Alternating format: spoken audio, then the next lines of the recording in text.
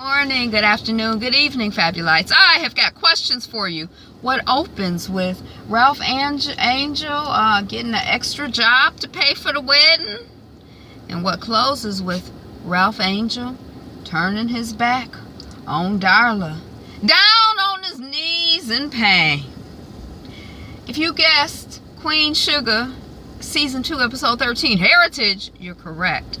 I'm Angela. The channel is Be Fabulous You. Thank you so much for clicking on the video and sticking around to see how we get from opening to closing. I forgot I had a workshop today. I was like, oh, I got a whole night. I don't have to go nowhere a whole day. Although I had stuff I had to do. I just want to have one day when I just like sit inside the house for like 12, 18 hours, something like that. Yeah, that's what I want. Okay, so we got Ralph Angel. It looked like he got an extra job to pay for the wedding. He washing his boots and himself before coming into the house, and Darla standing on the porch. Come on in. You don't have to worry about how you smell. Wash up inside. And yeah, he done picked up a couple of extra shifts at the, I guess, the shrimp boat plant situation place he at, and we find out that Darla's parents are coming, and Ross says it's gonna be okay. They wouldn't be coming all this way if they didn't care. Whatever happens, we will face it together. Okay, so then we see Aunt Vi at the doctor. It's a white woman. Aunt Vi got a white woman doctor. And it seems like it's lupus, and the doctor lets her know that it is chronic but manageable. And then we see Charlie on the couch, and Remy comes in with good festival reports. You know, people are happy about the festival. They so glad they did it. It was great. It was wonderful. You're the best. You're the greatest. And he invites Charlie to dinner out to celebrate. And Charlie is like, or we could stay in. And Remy is like, we find out that Remy ain't been with nobody since his wife. But Charlie is who he wants. I mean, that child been chasing after this man. I think she might be horny. That's what I'm gonna say. She been chasing after this man. Okay, so then Vi, she's sad about the lupus, and she calls Darla, and she cancels hosting the dinner for Darla's parents, and she lies and says that she has a large pie order that she thought was next week, but it's this week, and usually Hollywood work help her with it, but Hollywood is off giving his deposition, so he out of town. What he giving a deposition for? I missed that. But that you know, she gonna help pay for a nice takeout dinner from the High Yellow, and she got a not a sweet potato, key lime pie that'll make you smack your mama. No, Darla, don't smack your mama. I'm just joking. Okay, so then we got Nova and her girlfriend Sierra. They out at a coffee shop, cafe type place, and you know, they having some girl talk. They're kind of breaking down how Nova is broken up with Doc Rob, and Nova is like, you know, I just wasn't myself. I was doing things and saying things and wearing things like black pearls. That wasn't me. She ain't say black pearls. Okay, and then while this is going on, while they chit-chatting, Nova sees the white cop Calvin from last season, and the one who left his wife and kids for her, and the one who, when they were together celebrating his leavation of his wife and kids, his cop friends came in, and they like, oh, she's pretty. What you doing with him? Is this the one that you left your wife for? I heard you left your wife. And she says, oh, my name is Nova Bordelon. And the cop is like, I know who you are, and spits on her. And we ain't see, I don't think did we see Calvin after that? We ain't see Calvin after that. This the one. He was mad because of her journalistic work on cops. His friend was. And it's like it's just Nova and the cop. All she can see is him. She can't see her friend Sierra no more. Calvin, the cop, can't see nobody but her. They just in love. And the cop approaches, Calvin approaches, and Sierra's like, I'm gonna leave because it's awkward. She like, I don't know why I'm sitting here. And then Nova realizes that she's being rude, and she apologizes, and Calvin leaves, and he says he'll call her later. And then oh, look at this, got a little light on the subject. It's a little rosy glow. And then We see Nova and Charlie helping Darla to set up and prep for her dinner for her parents, and Ra comes in and he says the proctor's estimate was off. He brought in the soybean crop and he got 20% more than was expected. Woo, hallelujah. But he gonna stay on at the seafood plant for the pay stub for the parole board plus for the wedding. So he don't get the pay stub from Charlie anymore, or he don't want to be bothered with her, or what's up with that. And then for the then we have a scene where the family is dancing. It starts with Blue and Ra, and then everybody's dancing. Then Vi comes in and she's watching the dancing and she joins in. I can't remember what the song was, but it was a good song. I'd have danced to it if I was there.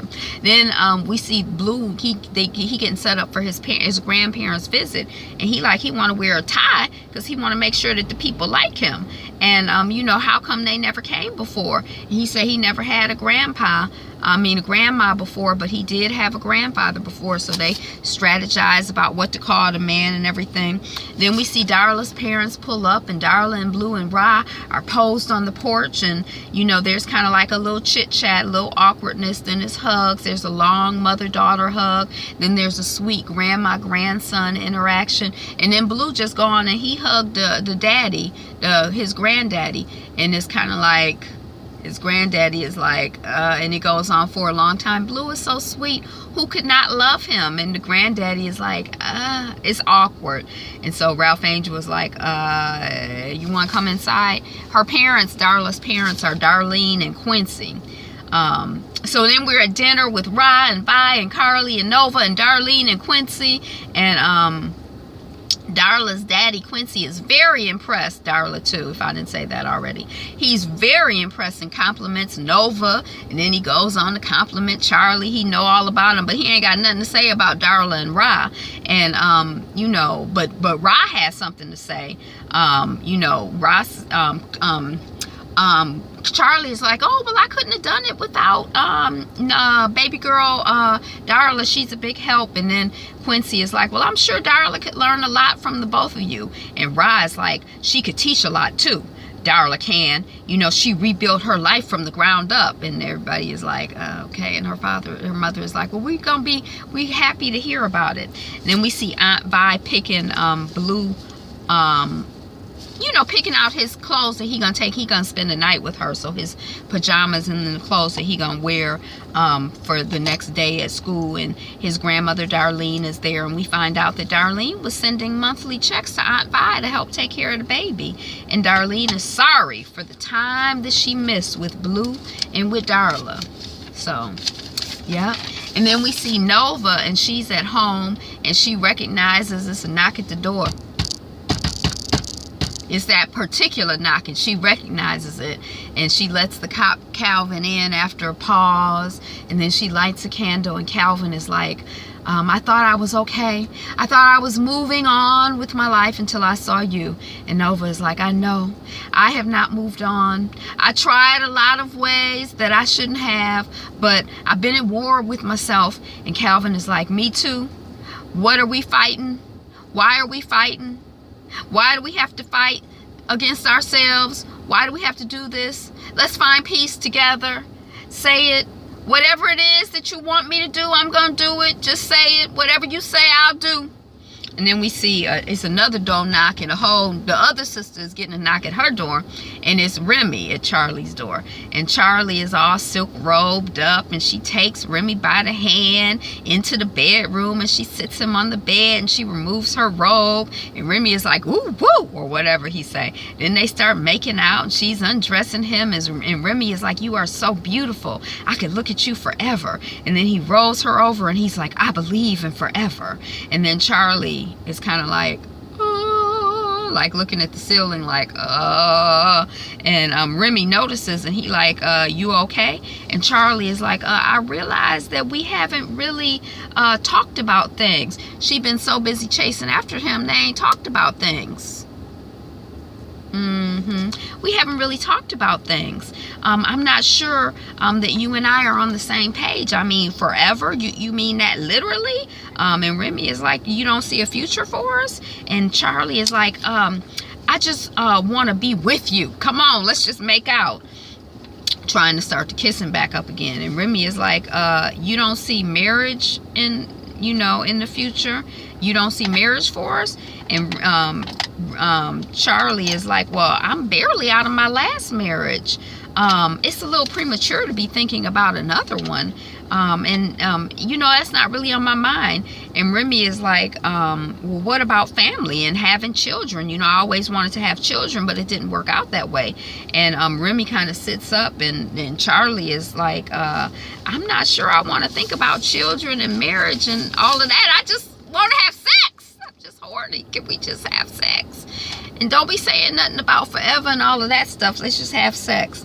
And then we see Calvin on his knee in front of Nova still, because that's how we left him. And he's like, I promised myself that if I had another chance, I would not let you go. My whole life I did my whole life because of what other people wanted, for other people. Football I did for my father, and then I did the force for my father, and then I did marriage for whoever, and then I did children for my wife. But you, being with you was the first time I was able to be me.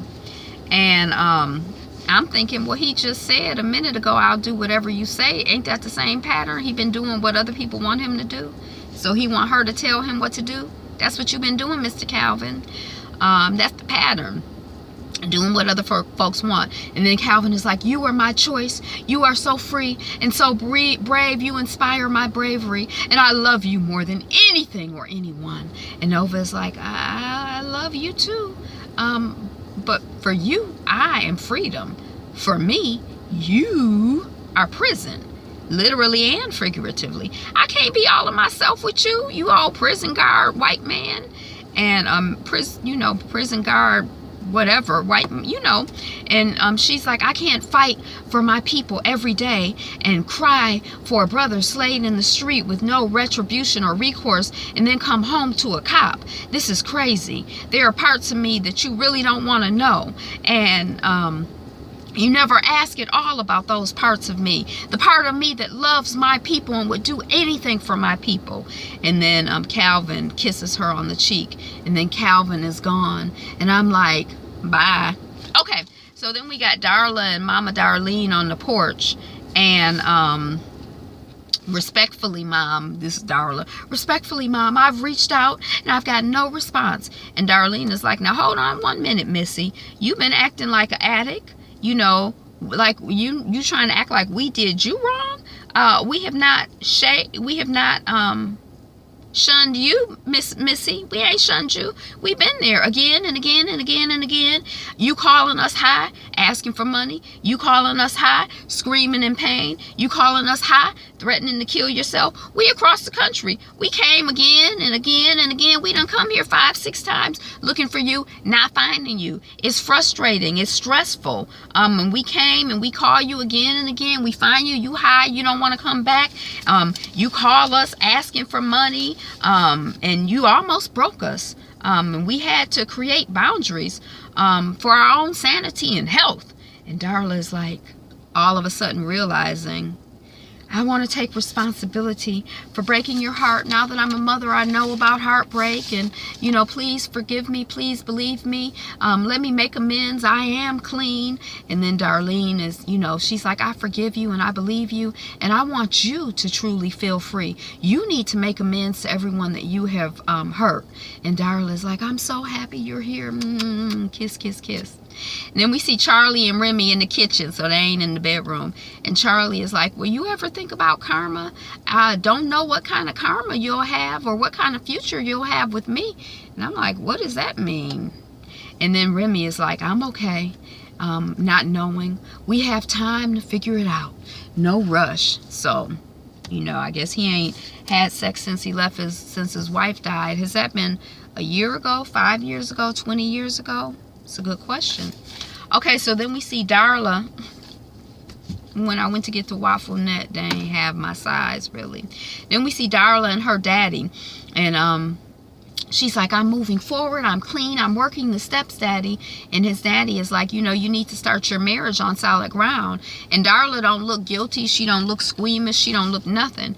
And he like, you know, Daddy is like, you need to, you know, deal with trust and honesty. I think that Ra would understand if you tell him the truth. And Darla don't, again, she don't really look like guilty. And when I think back on her, I haven't felt like she'd been holding in this secret and looking astray and looking guilty all along. So I was kind of confused. And her father is like, you need to make amends, don't you? And then you know, we see the first time, this is the first time Darla kind of looks off to the side, and she does look a little guilty, or like she needs to make amends. So, you know, then we see Ra, he doing some work on a small machine, and Darla comes out and he's kind of smiled, and he kind of smiles at her, and Darla has this determined look on her face, and then she has her hands on her hips, and he's kind of still smiling like, what's up? Darla is like, I love you, Ra, I love you so much. Please don't hate me. I hate myself enough already for this. And after we first got together, I went home to DC with my friends, and, you know, we got high, and I slept with someone, and it was a party, and I don't know if she said she slept with someone and she knows who it is, or she said she slept with someone and she does not know who it is. She said, it's a party. And, you know, he's like, no. She's like, Blue, he might not be yours. And then Ra, no. And he walks away. No, he didn't say anything. He was just breathing hard. Hyperventilating, not crying, you know. And then he walks away and he kneels down, and then he's turned away from her. And then we see a shot of her, and she looking at his back, and he's bent down, and the land is spread out in front of them. And that's Queen Sugar. Thank you so much for watching, commenting, liking, subscribing, being part of the first 200 subscribers. Whoop, whoop. That's what we're working on. And for coming back and watching, welcome back. Today is the best day ever. Be you, be fabulous. Be fabulous, you. Hey, Bella, you looking at me? You want the song? Okay, here's the song. Be you. Be fabulous. Be fabulous, you. Be you. Be fabulous. Be fabulous, you. Be you. Be fabulous.